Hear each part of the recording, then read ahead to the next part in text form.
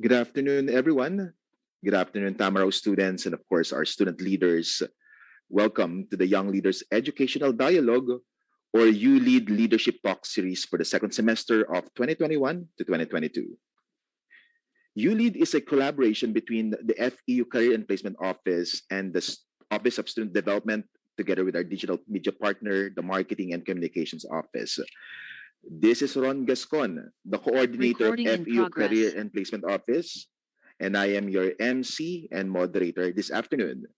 The Young Leaders Educational Dialogue, or ULEAD, is designed to provide leadership talk and training dedicated to our student leaders by equipping them with the necessary knowledge, skills training, and relevant topics and leadership approaches through engagement with various industry professionals and experts. Today, for our ULEAD leadership topic, Design Thinking, from ideation to execution, we are privileged and grateful to be joined by our resource speaker, who is also a certified design thinker and a proud FEU alumna. Student participants are invited to participate and engage with our resource speaker later during the Q&A segment, right, by posting your questions on the chat box. Those watching in our live stream via the FE official Facebook page may also send in their questions in the comments section. Of course, we are so excited for your participation as we progress in our leadership talk this afternoon. Just a reminder, please make sure that your microphones are always on mute to avoid causing any unnecessary interruptions. Thank you so much for your cooperation. Let us maximize our time. And of course, we would like to learn a lot from this leadership talk this afternoon. And now, ladies and gentlemen, for the welcoming remarks, may I call on the director of the Office of Student Development, Ms. Graciel A. Lintag. Director Graciel, good afternoon. The virtual floor is yours. Good afternoon, Ron. Thank you very much. Eric Fromm, a famous psychologist, once said, creativity requires the courage to let go of uncertainties or to let go of certainties, I mean. Truly being innovative means being brave to get out of our own comfort zone, explore possibilities, and maximize opportunities. Creativity is one of the essential skills to survive and thrive in the current world of work and in the workplace of the future. Good afternoon. Welcome to the You Lead Leadership Talk on Design Thinking. Design thinking, as defined by Tim Brown, is an approach to innovation that centers on integrating the needs of people, technology, and business success. It is a process that allows individuals to become creative problem solvers and human centered leaders. Design thinking is one of the core topics of the Young Leaders Educational Dialogue, or ULEAD, which is a program spearheaded by the Career and Placement Office in partnership with the Student Development Office. Today, we are honored and grateful to have with us a brilliant, wonderful, and exciting resource speaker who will walk us through the journey of design thinking from ideation to execution. Her rich experience and insights will inspire us to become design thinkers and see the value of this approach in both our personal and professional lives. Design thinking has been part of the FEU life, of our university life. Some may not be aware, but the FEU Learning Journey, or FLJ, is anchored on the principles of design thinking. And today, we invite you to a session that will deepen the art and science of design thinking and appreciate this approach in adopting and thriving in your university life journey and your future career paths. Let this learning session ignite our participatory leadership skills, provide a meaningful learning opportunity, and enhance our potentials and values necessary for our future career journeys and our journey as leaders of our own lives. And design thinking is one of the keys in building a meaningful life and a meaningful career. An amazing afternoon to each and everyone. Thank you and mabuhay. Back to you, Sir Ron. Thank you so much, Director Graciel, for such an inspiring welcome message for our ULEAD Leadership Talk participants today. And now, to introduce to us our ULEAD resource speaker, May I call on the Director of the FEU Career and Placement Office, Ms. Maria Carmencita Babes Subalfonso. Hi, Ma'am Babes. Good afternoon. The screen is yours. Hello, good afternoon. Thank you so much, Sir Ron. Allow me to introduce our ULEAD resource speaker for today. She specializes in transforming organizational culture with breakthrough talent management solutions to address business challenges and achieve commercial aspirations. She joined Deloitte Southeast Asia as one of the leads for human capital portfolio, offering organization transformation consulting services.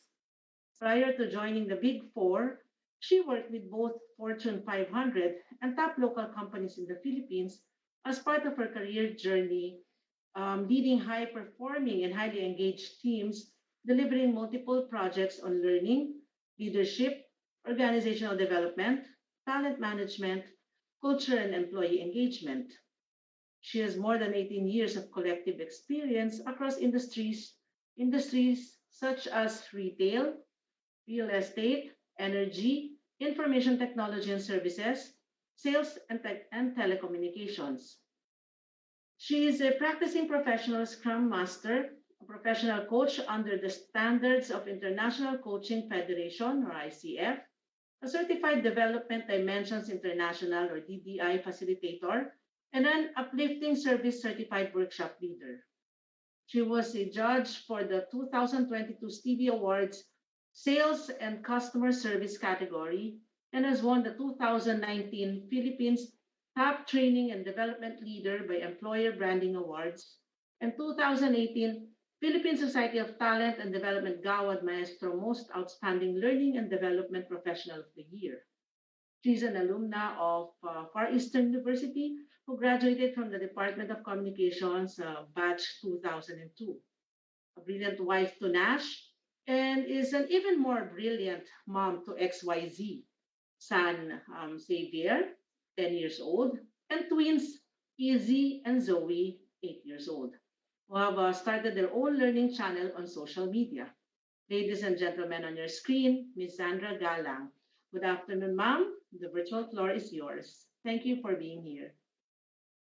Thank you so much for the great introduction. Thank you so much, Ron, Miss Rachel, Miss Babes. Hello, nice to meet all of you. It's so good to be back in the virtual campus of FEU with all the achievements that you actually read. You know what is something that I am most proud of. I am from FEU.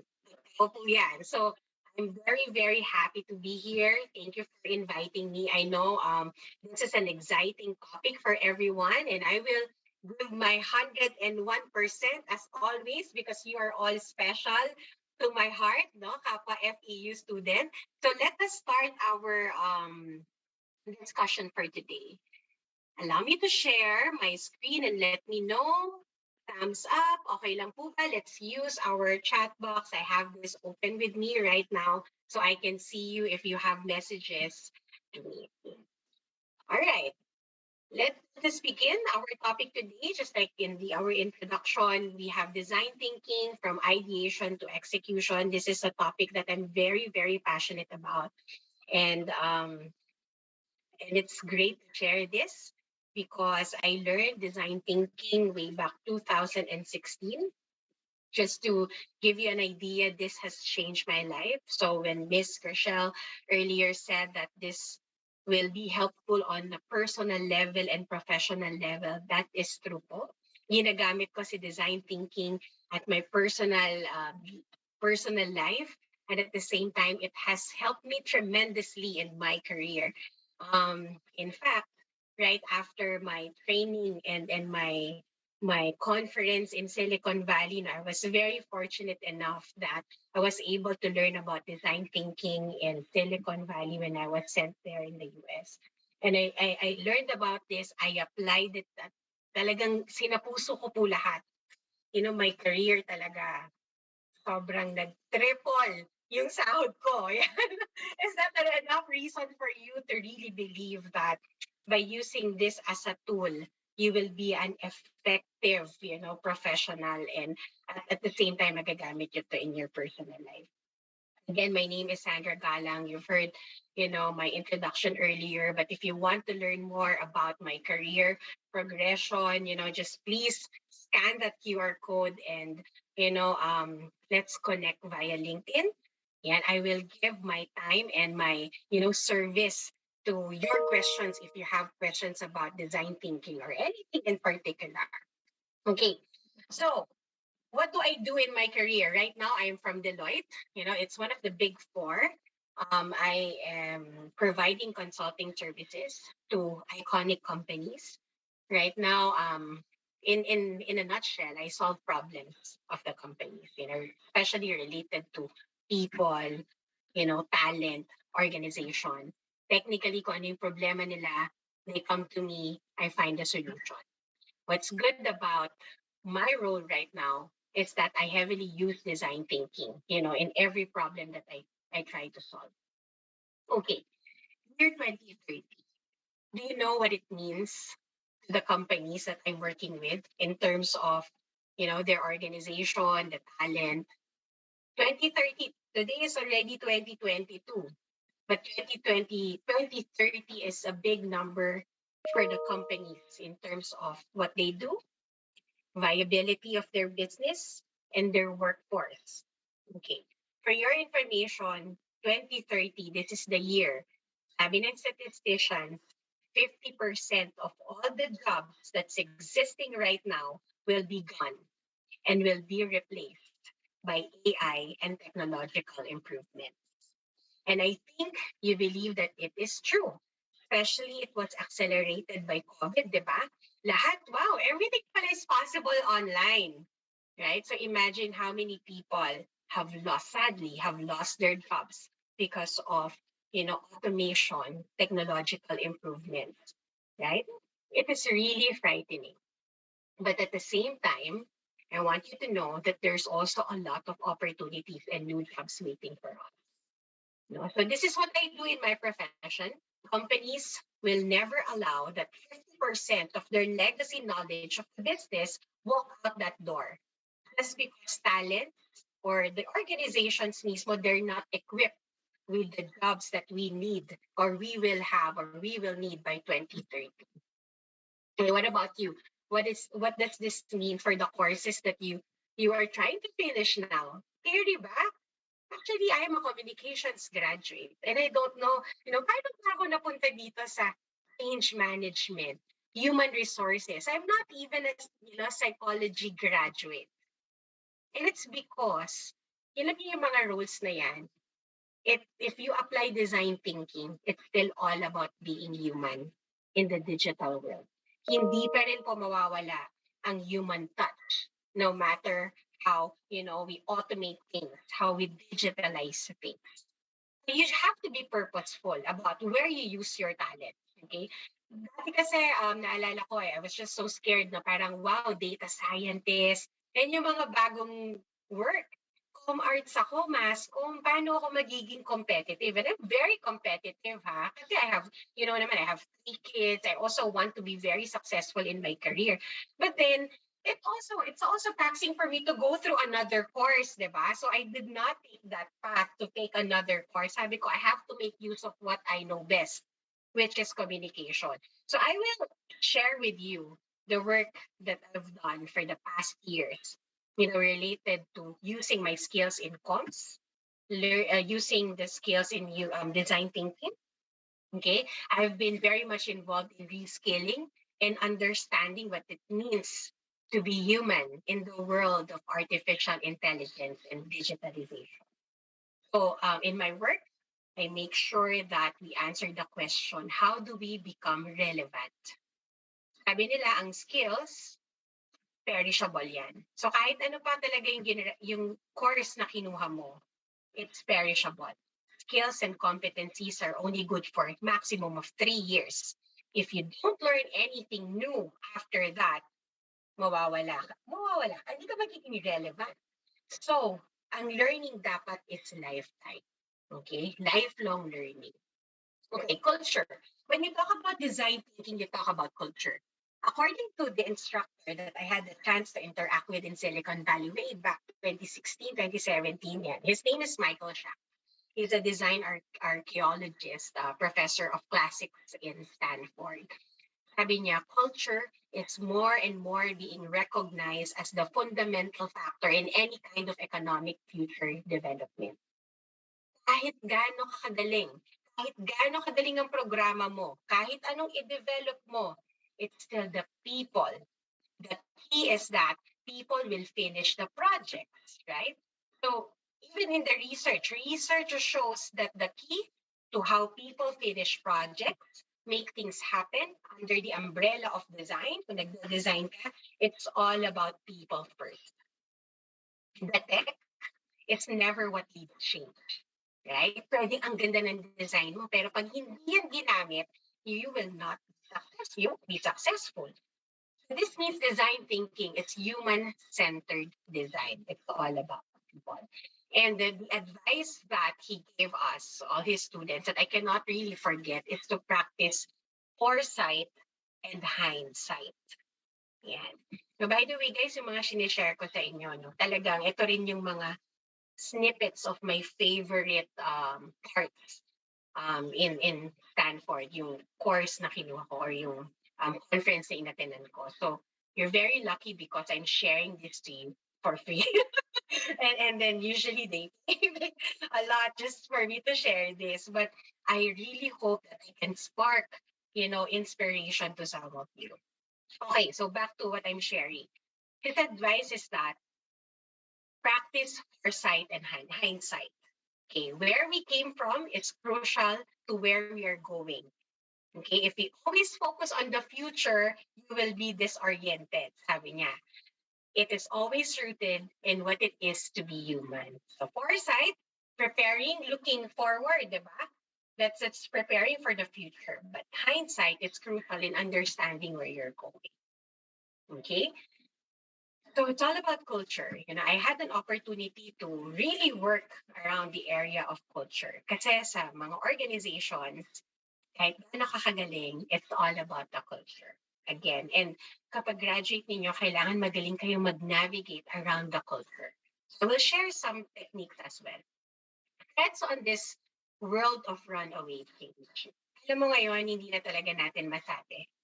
Lalo na nadagdagan pa ng complication ng, diba, ng COVID, may mga ganyan na grabe yung uncertainty that we have to navigate, right? Right now, there's crisis in institutional governance, cooperation of institutions, disappointments of people, trust and confidence are being betrayed in all sorts of ground. So people are always searching for meaning. Okay? So paano natin to mananavigate? And ito yung advice. No? Number 1, let's focus on innovators, not innovation. Okay? So, dapat magagaling tayo, smart, creative, and flexible tayo. So, all of a sudden, there's a focus on talents. Okay? We need flexible people. So, the impact for you guys, if you join an organization, think about you as an innovator as well. Okay? Dito ako sinuwerte. Sa susunod na to. Ayan. From STEM to STEAM. Do you know what STEM means? Science, technology, engineering, and math. Yan yung mga talaga, di ba? Basic skills that very important. Sabi nyo nga, do you know what A is? Dati daw STEM. Ngayon, it has to be STEAM. Okay? Wala pa rin nagchat. A stands for art. Kaya sinabi ko, no, meron tayo, si Jane, agriculture. No, but it's art. Okay? So, ano ibig sabihin nito? Kahit magaling ka sa science, technology, engineering, math, if you don't infuse it with creativity, arts, mahihirapan ka. You have to be creative. Dito ako sinuwerte kasi dito ako magaling. Okay? Kaya ako nag-comms, kaya ako nag-mass comm. Kasi talagang, yun talaga yung tala. I felt like, yun nga, sabi nga ni Ayan kanina, my friend in FEU who's also part of this organization. Kaya tayo nag-bascom kasi ayaw natin ng math. Ang galing. Kasi at this time, in the world of digitalization, arts, is gold. Hindi innate for everyone to be creative. So if there's one skill also that you have to focus, it's also being artistic and being creative. Strategic foresight and design innovation. Ito yung mga skills, no, for us to be able to really handle the threats on this world of runaway things. What else? A skill set that everyone can learn. Again, kahit ano nga tinapos ninyo if you join an organization, you will have to unlearn and relearn and learn. It's really a lifelong process.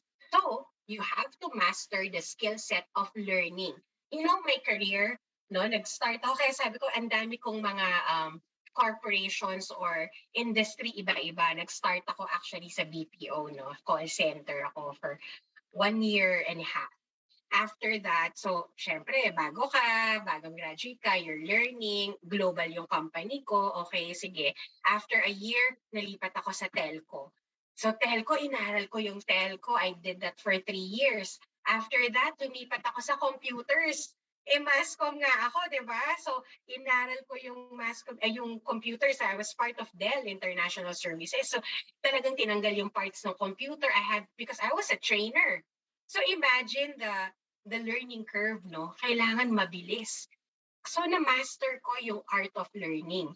After ko sa Dell, nalipat ako sa legal department sa Thomson Reuters where I learned about codes and cases naman ng law ng US and data publishing. So yung system, paano gamitin yung system, ituturo ko din yon. After that, nalipat ako sa local conglomerate who does food, land. So kahit saan mo ako dalhin. Why? Because I have mastered the art of really learning. Dapat lagi ninyong iniisip na it's okay to learn from scratch. Okay, there's always a process. What else? Human experiences and cultural values. It's important that you involve, human experiences, okay, and values. Kasi ito talaga yung again, talking about being human. Kahit gaano kaganda yung program mo, it's still people who will use it, who will understand it. So even noon pa man ginagamit ko na si design thinking, hindi ko lang kinokompleto yung process until the time that I learned about the process, which I will share with you. And then, of course, open, creative, and adaptive learning. So, yan yung mga advice niya for us to be able to really manage change. Okay, so I'm sure you're familiar. Before, we never knew from taxi, pwede na pala Uber. Before, we used to go to movie. Now, you can just sit back. There's Netflix. So these are innovations, right? Before, from hotel, now you can be your own hotel, right? You can set up your own hotel. You can be an Airbnb. The times have really changed. The future of shopping. I also worked with SM Supermalls. I was part of the human resources for 2 years. The future of shopping is not online. Okay? Totoo po yan. Kasi kahit na meron ng Lazada, Shopee, Amazon, right? We still want to go to the physical store. So we're talking about the future for these organizations. It's all about omnichannel. Okay? Hindi pa rin mawawala lahat. It's just that madadagdagan lang tayo ng channel. The future is now. Okay? So when I was in Silicon Valley, it was actually presented yung mga innovation na namangha talaga ako, right? So sabi dito, by 2020, mura na daw ang kuryente, which is actually happening for the other countries, not just, hindi lang siguro sa Philippines, but makikita naman ninyo marami ng solar panels, right? By 2022, ang dami nang gumagamit yan. And this is our future. Another thing is we are now working that 120 years old is the new 60 years old. So, paano nangyayari yun? Because of science, right? Ngayon nga, meron na tayong mga genetic experiments, right? You can actually choose which genes you want to pick. And so kapag gusto mo maging mommy, pwede mo nang piliin ano yung mga genes na perfect, matangos ilong, tanggalin yung cancer, ano yung mga bad genes, let's remove that. That's already happening right now. So these are just some innovations that's happening. Made in space trips. also happening, right? Sabi nga nila, someday there will be hotels and, travels going to the different states. And that's already happening. So the future is now. Okay. And the future is of learning. It's also from working, from your organization. Okay. So introduction to design thinking. Who would have known, right, that this company will now sell it's now worth 28 billion in annual sales. Diba? So the key message lang here when, they were thinking about making this waffle trainer shoes, there's no such thing as stupid idea. Idea pa lang, our topic today, ideation to execution. There's actually a process. So sometimes we think, we're limiting ourselves to think creatively because we feel like hindi pwede yan. So from the slides that I've shown earlier, it only proves that there is no stupid idea. Lahat posible na ngayon. It's all about mastering a process that you execute your idea. And that's what we will learn today. Okay. What is design thinking? All right. Design thinking is used for problem solving. Let's say I have a problem right now. Okay. How do I get my kids? This is XYZ, Saver, Easy, and Zoe. How do I get my kids to want to eat broccoli and not M&Ms? Okay. This is a problem, right? And I'm sure a lot of you are already thinking the standard approach. Standard approach would be invent a new food. Siguro kung techie kayo, gawin nating healthy, sugar-coated yung broccoli. Yan, creative yan. Right? You go directly to what is the problem presented to you, and then you solve it right away. You create different solutions. Solution 1, solution 2, solution 3. Yan tayo, ganyan tayo. That's how we operate. In design thinking, there's a process. You begin your research. Okay? You begin your research, and then you immerse yourself in a community or itong problem na to, no? So, if I want XYZ to eat broccoli instead of M&Ms, magre-research ako. Bakit ayaw nilang kumain? Ayaw ba talaga nilang kainin yung broccoli? Hindi ko siya sisimulan sa damihan ko agad yung solution na posible. That's not design thinking. Okay? And then, I will find out, hindi ako mag-a-assume. So, mag-interview ako. Interviewin ko muna sila. I-observe ko sila. Magto-serve ako. Titignan ko kung paano nila kakainin. Titignan ko kung anong behavior nila kapag sinerve ko yung broccoli. Ganun ang design thinking. So you find out, you do not assume. And sometimes the problem that is presented, sometimes it's not the real problem. So you think about reframing your problem, and that's what we will learn today. It's all about empathy across generation. When you hear the word design thinking, siguro a lot of you will know, it's about empathy. Empathy, narinig niyo na to, pero ito talaga yung heart of design thinking. Empathy stands for, ano ba ibig sabihin ng empathy? Understanding. Can you type in the chat box, what is empathy? Pag narinig niyo yung word na empathy, ano ba yung naiisip ninyo? Empathy. You understand what the person is going through? What else?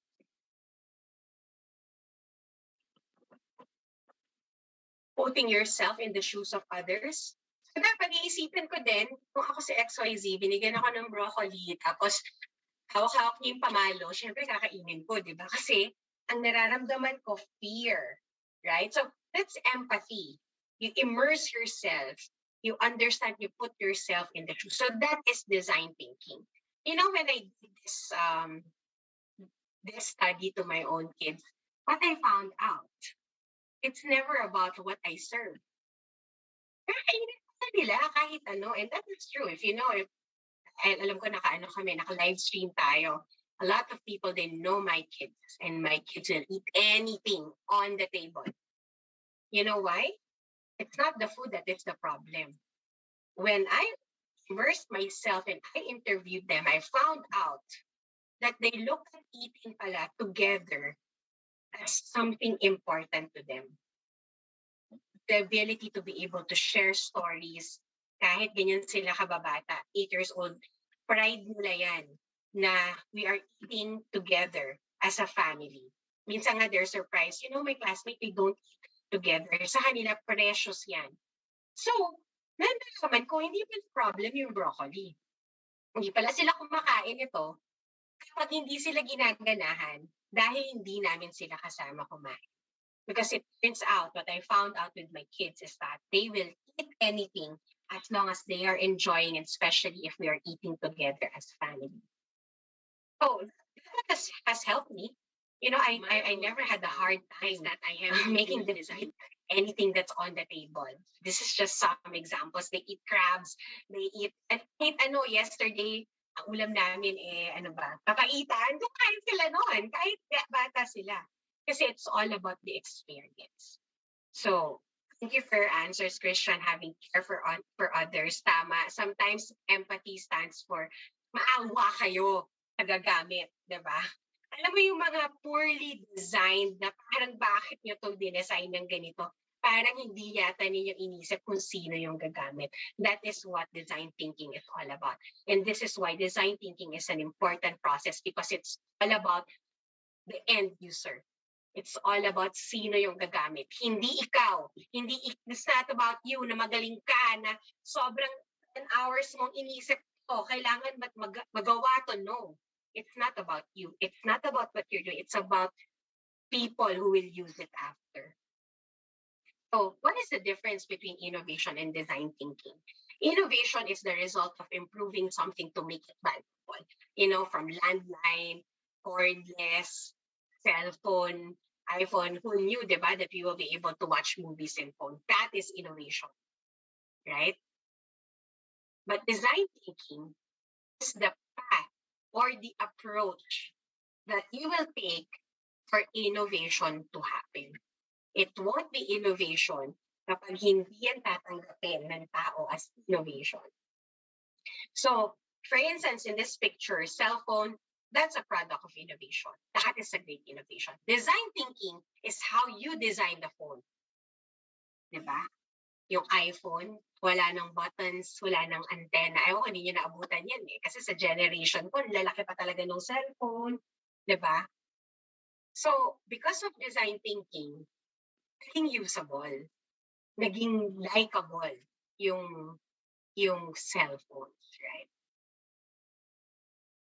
Design thinking is also a way, later I will answer that, but yes, you can use design thinking in anything that you are designing. Okay? You can use design thinking even in software. Okay. So everywhere we go, we are surrounded by bad designs. Look at, the things sa paligid nyo. Decide which ones are good design, bad design. For me, this is good design. Kasi may lid siya, right? Ayoko nung ganito pag umiinom ng kape. Kasi parang, di ba, hindi mo na-feel. So, it all depends on the end user, yung acceptance ng end user. So, just to prove to you some of the badly designed product. Yan, nakikita nyo ba yan? Pupunta ba kayo dyan, yung mga boys? Please chat, yes or no. Will you go here? This is poorly designed, right? Yes, sabi ng isa. Magkatabi na kayo. So sometimes people would just, do things, but not thinking about the end user who will do it, who will use it. Right, this one. Don't be happy, worry, really? Or I'll rib chicken. Nakikita ninyo yan, di ba? So, parang, sino ba nag-design ito? I don't know how this is organized. I'll just skim through these, favorite images of mine I saw from the previous, workshops I attended. So where do you go if you're going to room 110? Diba? So, and then before and then after. Diba? So, always designed for, dapat dito tinitest. Diba? Katulad nito, the intention is nice to do drugs. But then, hindi nyo na-test, paano pagkinasahan nyo na yan? Cool to do drugs. So, it's a proof that not everything is designed well, right? And this one, dapat tinest para hindi tayo nagkakaroon ng problem, right? I'm sure you know this, right? They announce a different winner. Everything is designed, but few things are designed well. And this is a good book that I also want to share with you. Sabi dito sa book na to, every future business leader needs to be a good design thinker. And this is so true. So wherever you work, kahit anong industry ka pa, kahit hindi ka HR, kahit ano pang piliin mong profession, because you will have to design a lot of processes someday, a lot of products, a lot of improvements, right? You will have to learn about design thinking, and you will have to be a good design thinker for you to be successful in what path you will choose someday. Read this book. This is a good book. I want to show you this picture here, CT scan. You know, it was dreadful for me before to go through this experience with my son, who is, I think he was 5 years old before. Sabi, 40 minutes daw siyang hihiga. Diba nakakatakot siya kasi pagka gumalaw yung bata, hindi daw, kailangan mong ulitin. So it's very hard, right? And with this, natatakot sila. But when I saw this as a CT scan din, parang sabi ko, sana may ganyan na dito sa Philippines, right? So you see how yung experience will be different. It's all about experience. Okay? So all of a sudden, mas madaling gamitin to, mas madaling dalhin yung mga bata, mas madaling gumawa ng story, so the experience will be better. I'm just sharing some of the, some of the design thinking outputs. No? Okay. Case study, The Good Kitchen, shifting how employees view themselves and their work. Yung story ng The Good Kitchen, ito yung problem nila, okay? 125,000 senior citizens in Denmark dependent on the state-funded meals. However, the problem is 60% pa rin poor nutrition, 20% malnourished. Even though meron na binibigay na funded meals. So ito yung naging perceived problem nila. And the solution that they want here is that, siyempre, automatic approach is the problem. Let's fix the menu. Baka hindi masarap yung pagkain. Ganyan agad, no? So when they use design thinking, of course, that's not the perceived problem. Lumabas sa real problem nila nung nag-customer journey sila. Ibig sabihin ng customer journey, guys, they plotted yung end-to-end, no? Paano ba nagsastart yung buong proseso na to? When they plotted it out and they used design thinking, ito yung mga, nung nag-interview sila, ito yung mga what they found out. Seniors are embarrassed kasi parang kinakain nila delivery from government, lost control over the food of choices. Parang syempre kung ikaw bibigyan ka ng food every day, parang hindi siya appetizing for you. It's lonely eating alone. And then workers are bored and demotivated. Yung mga cooks mismo, yung mga nag-work doon, parang hindi sila masaya sa ginagawa nila. So, hindi siya nakakainggan yung kumain. Kaya pala hindi kumakain yung mga senior citizens sa Denmark. So, ngayon ang naging goal nila with the design thinking, the real problem, nung nag-surface to, sabi nila, we have to reimagine it. Let's meet the emotional needs of the seniors. So lahat ng mga shinare na feeling embarrassed, loss over control, dito sila nag-focus. Okay? And when they change the way that they approach the problem, nagkaroon sila ng magandang result. What did they do? Instead of kitchen, they redesigned it to look like a restaurant. People will order, they can choose. Instead of cooks, binigyan nila ng cost, parang hindi naman costume, uniform na they're like chefs and they can actually cook, they can actually cook food kung ano yung gusto nila. So, meron ding choice yung mga cooks nila to cook different food na kung saan sila magaling, right? So, nag-improve yung moral nila. vehicles, kung dinideliver dati, nagkaroon sila ng waiter kasi nga it looks like a restaurant. And then from the description of the food, ginawa nilang menu. The result is really great. Yan. So showing you some pictures of this case study. I really love this story. Yan. So totoong story to, no? That how they use design thinking. And you know what happened? 500% increase in meal order on the first week alone. So kitchen workers are now more satisfied and motivated. Customers are happier with their food. Ibig sabihin nito, sometimes, di ba, yung ano yung perceived problem, pag sinolve mo agad lahat yon ang hindi mo ginamitan ng design thinking, hindi mo makukuha yung ganitong result. Right? And usually that's a traditional approach. So we talk about design thinking, it really involves tapping into human experiences. In the Good Kitchen story, nag-immerse sila with the senior citizen. Inintindi nilang mabuti yung experience, okay? Including harvesting customer input with technology development practices when creating new products and services. Hindi sila nag-create agad, hindi sila nag-automate agad, di ba? That is design thinking. It's all about being human. Okay? So kahit na ngayon, uso na lahat ng online, hindi pa rin mawawala. People are craving for human experiences. It's still the experience that matters. Okay. So how will it work? The standout feature of design thinking, number one, business viability. So for you to be able to know that your innovation will work, you have to think about viability. Magtatagal ba siya? Ability to work, survive, live successfully. Okay? There's also feasibility. Yung madali ba siyang gawin? Convenient ba siya? Mahirap ba siya? Gano'ng kabilis natin itong magagawa? Right? And then, importantly, of course, the desirability. Attractive ba siya sa end user? So pag nag-i-innovate kayo, think about that three aspect. You know, the viability, kaya ba natin i-sustain to? The feasibility of us doing it, and the desirability, gusto ba to ng mga tao? That's how you can make a successful, innovation about anything.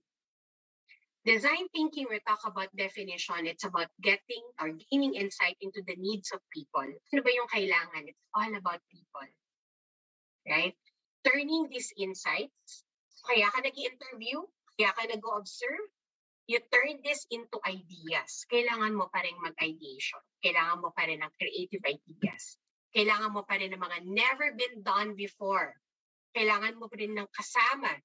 It's only not one person. And most successful innovation didn't happen just because of one person. It's always a team.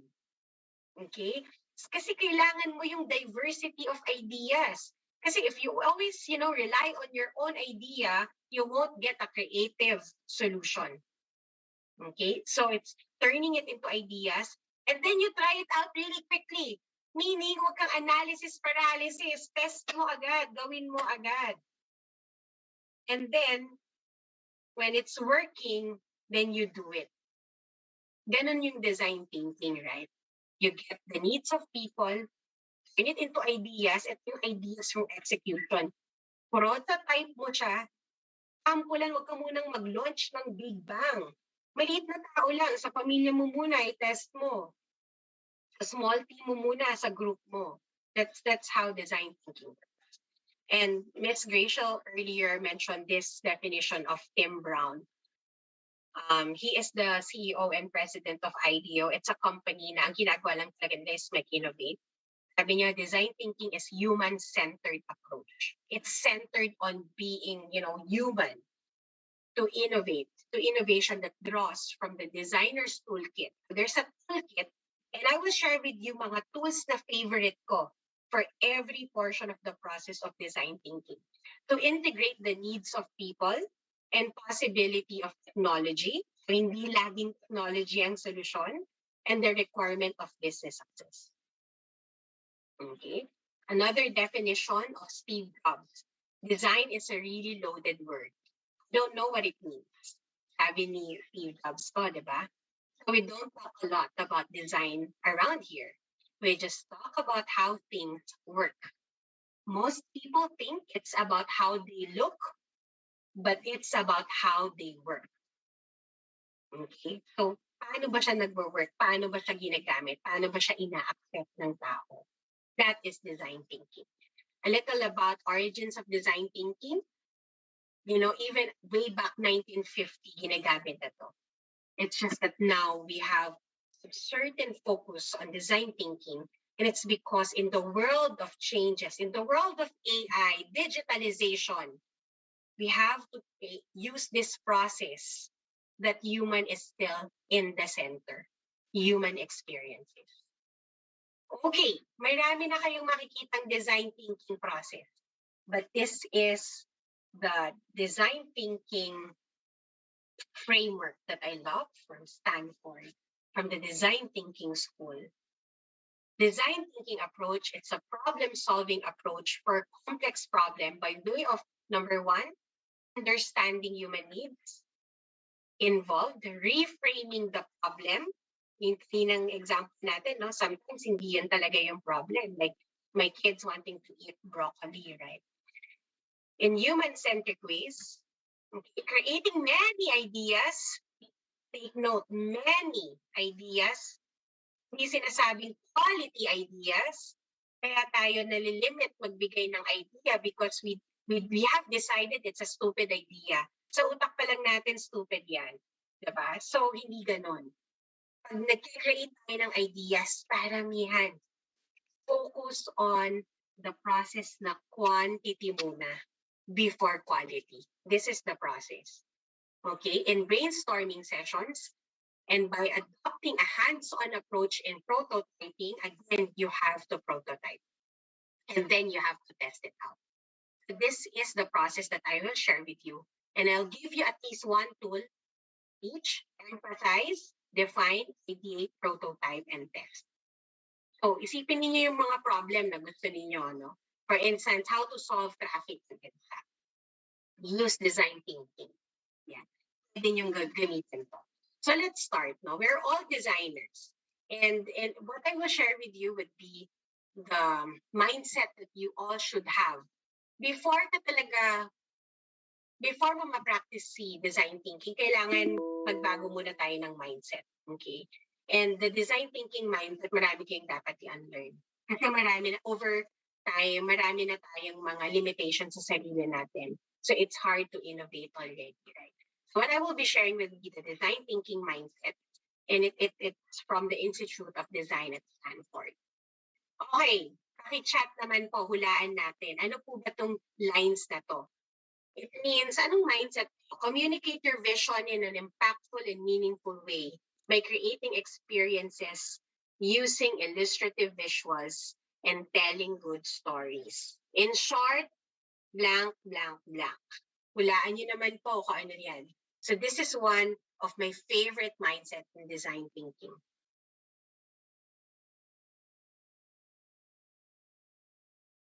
Wala. Very good, Arvin. Show, don't tell. Very important is that you show, don't tell. Okay? Kasi gawin nyo muna, pakita nyo. How about this one? Empathy for the people you are designing for and feedback from the users is fundamental to good use. Focus on human values. Very good. Galing ni Mark Jensen. Next. Prototyping is not simply a way to validate your idea. It is an integral part of the innovation process. It's not going to be design thinking pag hindi kayo gumagamit nito. Embrace what? Embrace experimentation. Okay? You have to experiment. And your first prototype should not be the last. Next, design thinking is a misnomer. You should be biased on what? Bias towards action. Very good. Ito yung mga mindset. I will share this slide to you so that you can also, have a reference. Be mindful of, very important in design thinking, is that you have to be mindful of the process. Hindi ka pwedeng mag-skip.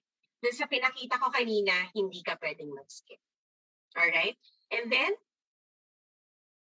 my favorite as well, radical collaboration. Again, the more, the merrier. Hindi pwedeng iisang idea lang. Dapat iba-iba kayo. Mas maganda nga isang doktor, isang architect, as in like talagang different backgrounds. And then, if the problem is really complex and really messy, this is very important. Craft clarity. Okay, these are just some of the rules of engagement as you enter design thinking. All right. Let's assume a beginner's mindset. Okay, pag nakikita nyo siya, ano naiisip nyo sa kanya? Describe nyo siya in one word. Just chat it in the chat box. Type nyo siya sa chat box.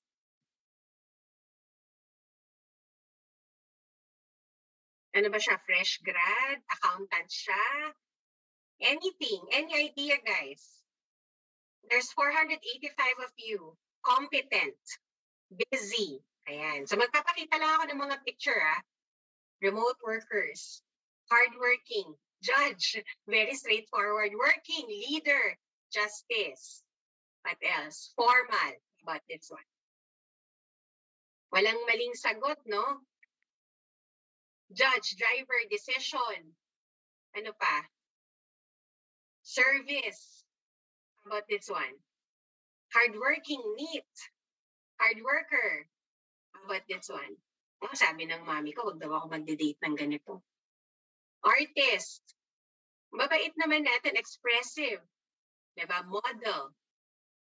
So, the point of this exercise is that our brains play tricks on us.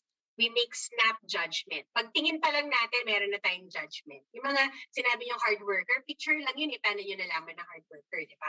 Kasi nga, from observation pa lang, our brains are already playing tricks on us. This is what we call stereotypes. Meron tayong stereotypes. And in design thinking, you have to remove stereotypes kasi dito ka hindi uutan. If you think about, hindi yan mag-work kasi mga accountant yan, pag mga accountant, boring yan. Or hindi yan magiging kasi madaldal yan, pag mga masko, madaldal yan. So, marami tayong stereotypes. And this is what will limit us someday. Okay. So again, I just want to share with you design thinking, empathize, meaning yung process dito sa empathize, I'll just share quickly. I know we're running out of time. How do you empathize? You observe, you engage, you immerse. Kailangan mo munang maintindihan what it feels like to be in their shoes. Kung gusto mong isolve yung traffic ng EDSA, observing is looking at the picture of EDSA. Engaging is interviewing drivers. Bakit sa tingin ninyo traffic? Kuha ka ng maraming data. Immersing is driving in EDSA so that you're fully immersed about the experience. That is how you can empathize. Okay, in this activity, you can already observe. This is one of my favorite tools, the what, how, and why. Just observing what is happening, how they're doing it, and why they're doing it.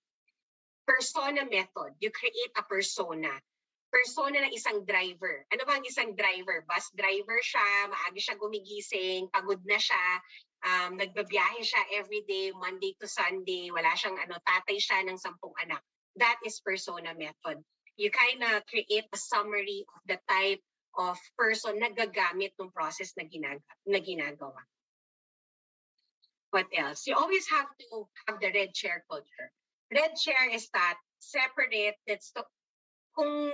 kung EDSA problem, EDSA traffic yung sinosolve natin, let's interview someone who's not from the Philippines. Ano yung masasabi nila? That's the meaning of red chair culture. Kailangan you also get from the outside. Define. In the define, this is how you define.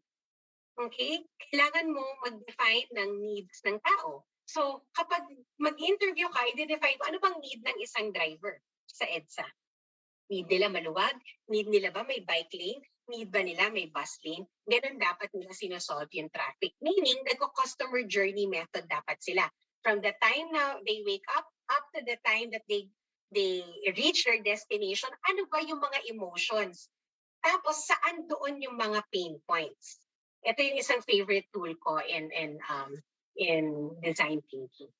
So pag nakita mo na yung journey, nakita mo yung pain points, gather mo na lahat ng pain points. And then you can start to ideate. From the pain points, you now ideate solution. How do you ideate? Again, sabi ko kanina, quantity, not quality muna. Isipin muna natin, sino ba pwedeng manggaling to? One of my favorite tool is brainwriting, meaning you ask people to just create a lot of ideas, how to solve ED's traffic problem. And then from that, you plot it. Kanina sinabi ko, feasible bang gawin yan? Feasible bang gumawa ng agad, ng tulay? Feasible, ano yung pinakamadaling, awesome, normal ideas, feasible, madaling gawin? So this is how you can actually now trim down from 1,000 ideas, pipiliin lang natin yung pinaka-viable, sustainable, feasible, at madaling i-implement. And then you now go to prototype. Meaning, in prototype, mag-drawing ka na. Mag-create ka na talaga ngayon ng flow mo. Drawing mo siya, or i-test mo na siya, di ba? So, gagawa ka ng video, or ipapakita mo yung pinaka-design from the solution during the ideation. And after that, pinaka-importante, you test it out. You test it out for 1 week. You test it with the user, and then you interview them. Okay? So, hindi yung maggagawa kayo agad ng color coding. Twice ka nang hindi pwedeng lumabas. Parang, ha? Did they actually test it out first? Clearly, they're not using design thinking. If you're using design thinking, test mo muna siya, and then get feedback. Di ba show, don't tell is one of the mindset. Create experiences, and then you compare. Test it with the user, and then you get what do you like from this new process? What do you wish? And ano yung what if mo? Gather that, and then create another prototype until makuha natin yung perfect solution. That is design thinking. And we're all designers. I know this is only, crash course, and in the interest of time, I just want to share this process with you. I will share these slides. Isipin natin yung example na yon. Empathize, interview, immerse, define, right? Ano yung problem talaga? Ano yung persona? Mag-customer journey tayo. Ideate, gawa tayo ng 100 ideas, and then let's rate ano yung feasible right now. Prototype, mag-test. After prototype, i-test natin siya, and then we change and change and change. That's how design thinking. In this perceived problem, slow elevator, hindi niyo papalitan yung elevator para maging mabilis. Because sometimes the perceived problem is not the problem. The real problem, yun pala, when they found out, the wait is annoying. So now, with the new problem, hindi mo papalitan yung elevator. What can you do now? What can you ideate on so that people will not be annoyed waiting in line? Then you can probably put LCDs, TVs, right? And that is the lesson on using the process of design thinking. All right? Sorry, no, ang daldal ko. And now it's time for some Q&A. I know, mas marami tayong matututunan with question and answers, but I'd like to stop for a while and check if you have questions. Thank you so much, Miss Sandra. We're really listening intently. Actually, we're even taking down notes, no? And that's really a very insightful, relevant, and timely discussion for all our students here. And we're now, of course, inviting all the students to type in your questions. But while we're waiting for some of the questions, I think, Miss Sandra, it's good to know that most of our participants today are graduating students and student leaders. And I just want to know, from a perspective of someone who's about to join the workforce in a few months' time, no? Kasi they're about to graduate this May 2022, no? In what particular part of their career journey, no, especially for the fresh graduates, do you think design thinking will really be applicable or useful for them, especially now that it's a different time that we are in the pandemic, no? There are a lot of things happening around us, no? So how do you think design thinking will be valuable for the fresh graduates, Miss Sandra? Siyempre naman, kapag fresh graduate ka, hindi naman yan ipapagawa na lang sa'yo yung mga logistics lang or yung mga pinaka-administrative work.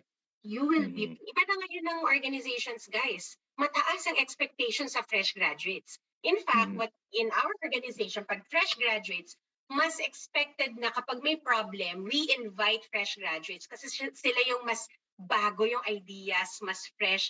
So organizations are already using design thinking. So most likely when you graduate, you will be asked to join a team and solve a particular problem.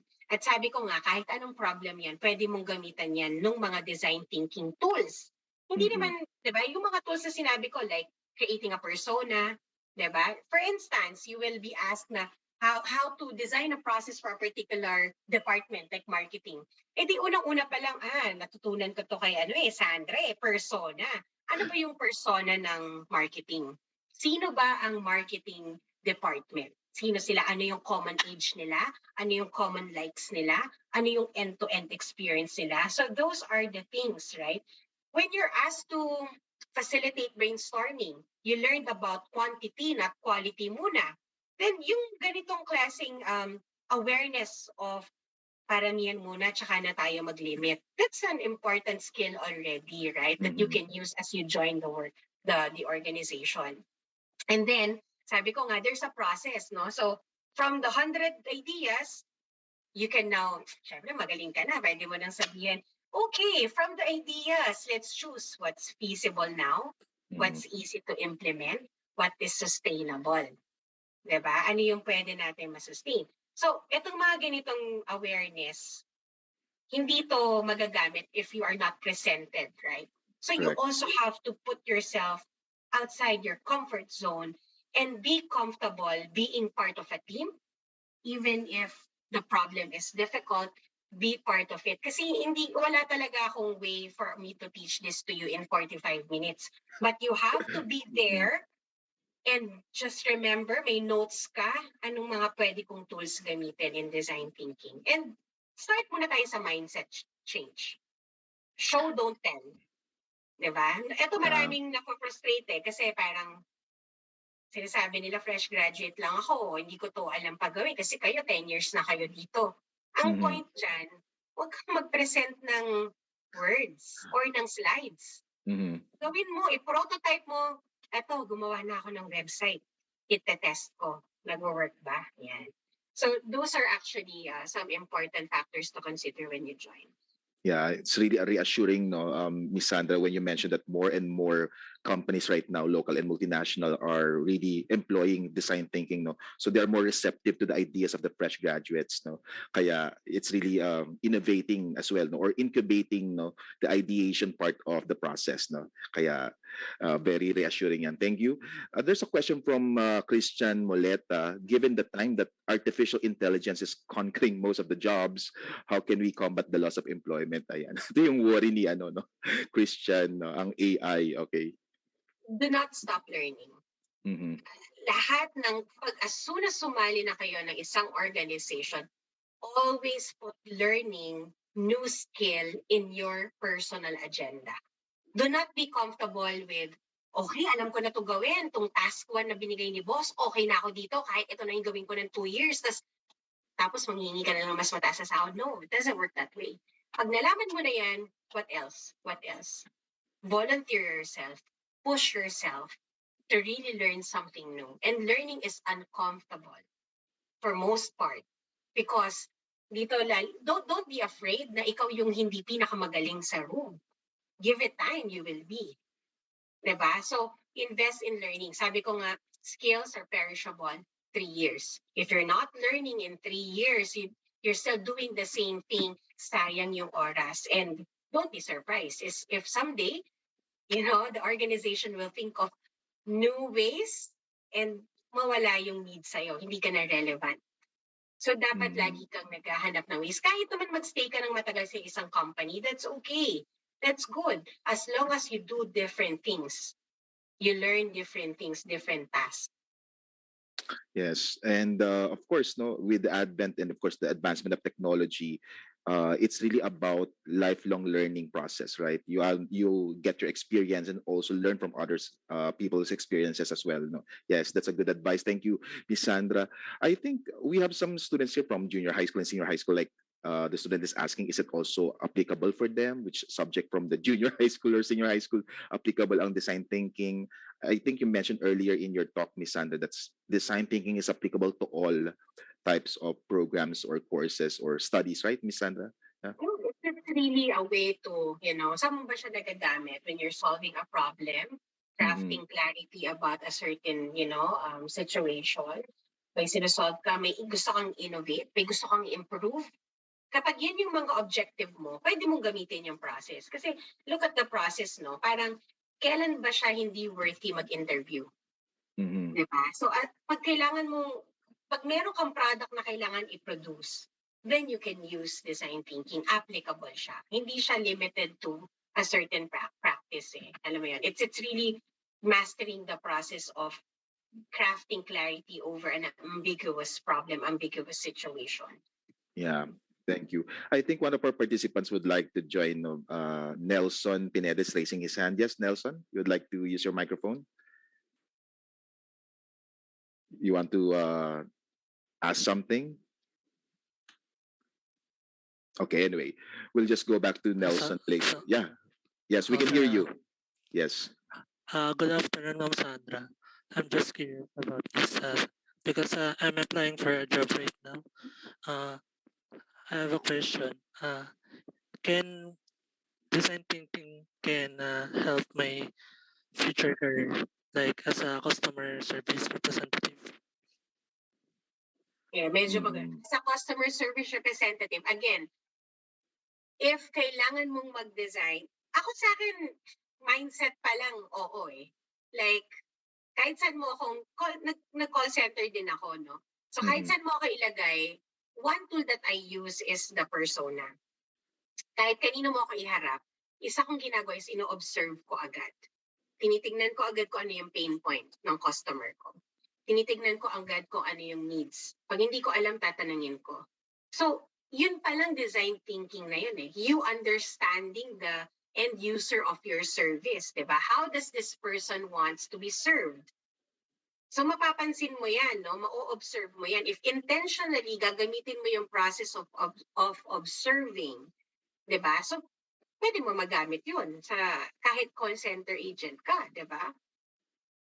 Yeah, it's really applicable. No, you really have to study first, maybe the scope of your work and understand where the problem is coming from, and of course, understanding the problem also is really helping. No, how you will help yourself to improve. No, in your field. No, or the skills necessary for you to fulfill your role. Okay. Miss Sandra, there's a question from Abigail Manalastas. Is there a limit to design thinking? I mean, when you presented it earlier, it seems like it's linear, but is it something like there's a beginning or an end, or is it something like a loop or a cycle? Your thoughts, Miss Sandra? It's a process. It's a never-ending process. You know, you start with empathizing. Nag-empathize ka muna. Kanino ka ba nagde-design? Para kanino ba ito ginagawa? Diba? So, kung yung sa example ko nga kanina, yung sa EDSA problem, kanina ko ba siya dinedesign? Sa commuter o sa drivers? Kailangan kong i-pinpoint yon, di ba? So that may focus ka pa din. Along the process, hindi naman siya yun na yun eh. Kasi test mo siya. Pag tinest mo siya, hindi nag-work, may mali. So go back. Mali yata yung nakuha kong information. Then I need to get more data. I need to interview. I need to test it out. I need to change something until sa makita mo yung result na gusto mo. So it's not about making a limit. You know, the limitation when you talk about measures of success, depende yan dun sa taong gagamit ng proseso. Pwede ka kasing gumawa ng measure, right? Like, you know, you cannot analyze, you cannot do empathize for 1 year. Kung yung project mo is worth 1 year, then you'll have to limit. You'll have to set time and measure. No? Empathize 1 month. Diba? You can be clear on your measure.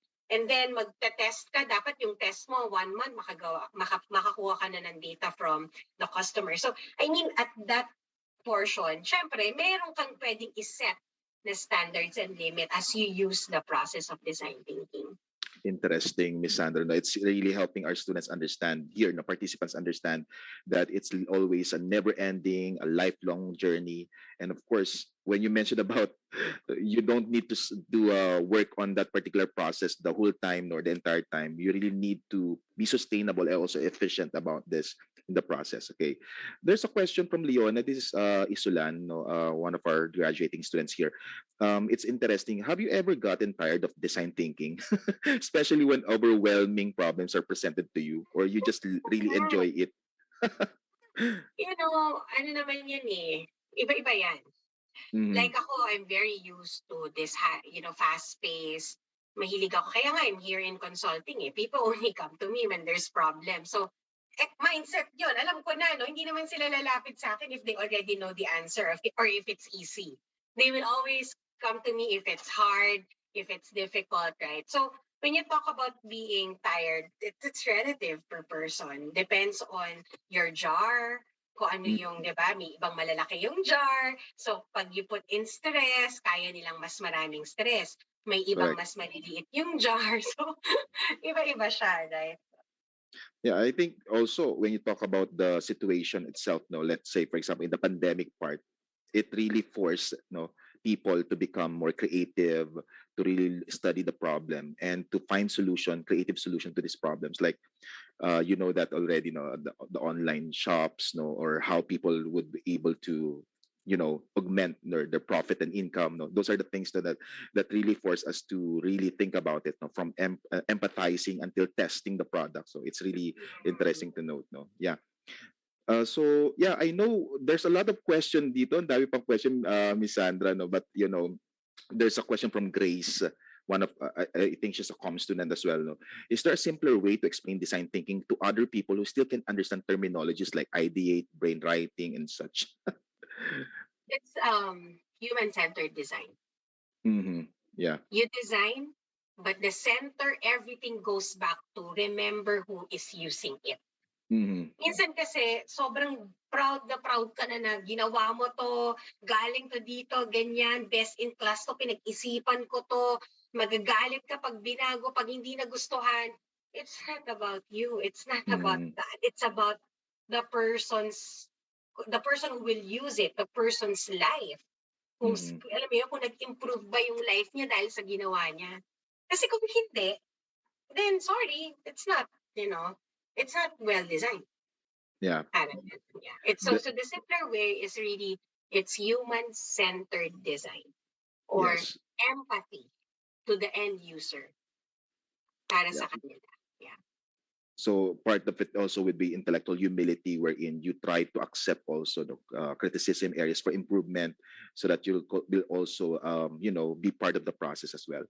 Yes, I think a lot of questions, pero one of the comments here, no, sabi ni Nelson, thank you, Ma'am Sandra. I learned a lot from your talk today. So I think Oo, salamat din. that's Ang short talaga ng oras, no?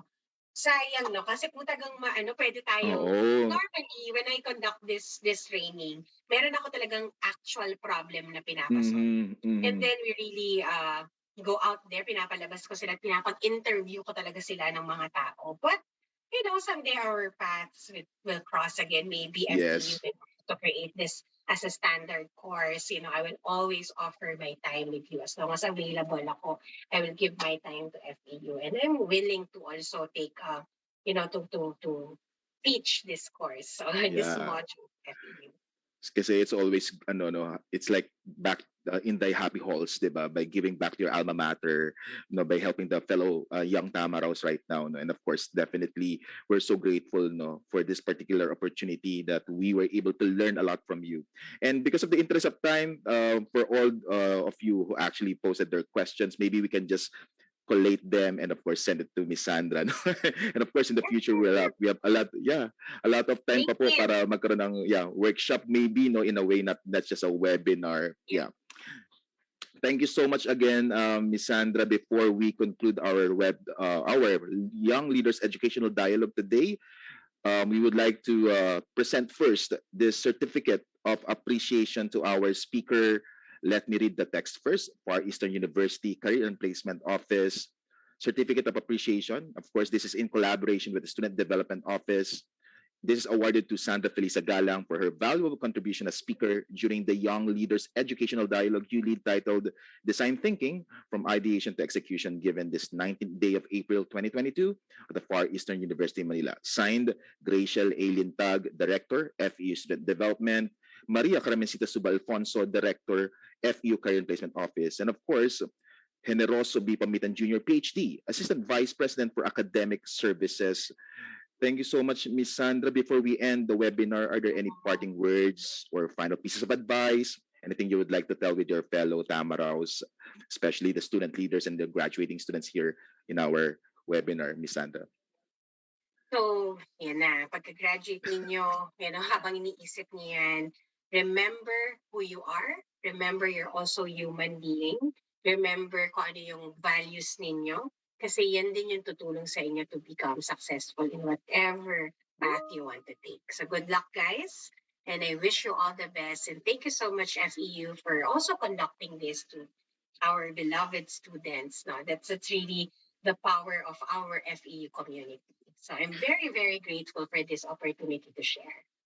Likewise, Ms. Sandra, we're so grateful for your time and for gracing this event with your valuable knowledge and experiences. Before we officially conclude, can I ask all the participants if it's possible for you to open your webcam, so we can have a photo ops now with our, of course, our speaker, Ms. Sandra, our proud alumna, of course, of FEU, and of course, a design thinker, certified design thinker. Thank you so much. Sige, let's open our webcam. I can see Sir Jean. Sir Jean, yeah. Remove na natin yung spotlight ba yun? So that everyone can be in gallery. Yes. Pwede ba yun? Yes. Miss Kat, kindly assist, and for the photo op. Yan.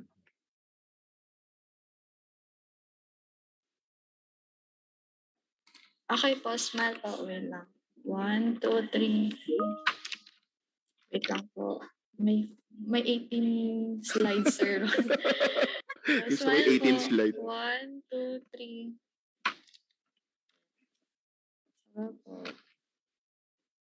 Okay po, smile. 1, 2, 3. Walang kukurap. 18. Opo. Ganun po well attended. So great naman the turnout at this event. Congratulations. Ayan. Sir Jean po is also listening to your talk earlier. Okay na po. Thank you Ayan. po. Sir Jean, mahal na mahal ko yan eh. Siya kasi si Sir Joven. Asan Sir Joven? He's watching pero sa Facebook. Yeah. Facebook. Mga mahal na mahal ko yan eh. Thank you so much, all participants. And please do not forget to answer the online student activity evaluation form so we can also provide you with your e-certificate of attendance. On behalf of the FEU Career and Placement Office and the Office of Student Development, we thank you, our dear students and student leaders, for joining us this afternoon. We hope that you learned a lot from Ms. Sandra's ULEAD talk. And of course, thanks also to MCO, the Marketing and Communications Office, for making this live webinar and the FB live streaming possible. For updates, please check the Career and Placement Office and Student Development official Facebook pages from time to time.